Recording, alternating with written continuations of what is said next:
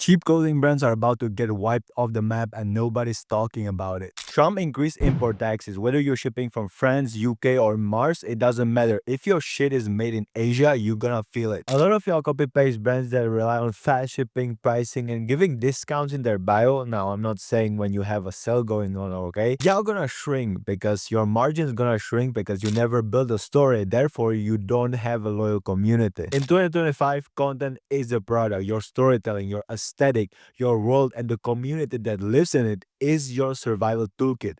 People don't buy into clothes, they buy into brands. Look at fucking Nike. They probably have the same manufacturers all over the world, and probably small brands also have the same like Nike. You get the idea. If your brand doesn't have a community, doesn't evoke emotion, doesn't look like something, you're gonna be off flow. Like, you won't be able to ride this upcoming wave that is going on in this content, shift. A lot of big brands out there probably have the same manufacturers, and even like the smaller brands are able to access those manufacturers, but really only a few really grow because of this one extreme thing. It's because they make extreme content. It's either extremely funny, extremely controversial, extremely artistic, extremely overall entertaining, or extremely education. If you take your brand's content to the extreme level of the extremeness, watch your brand grow. Share this with a brand owner that still thinks that content isn't that deep.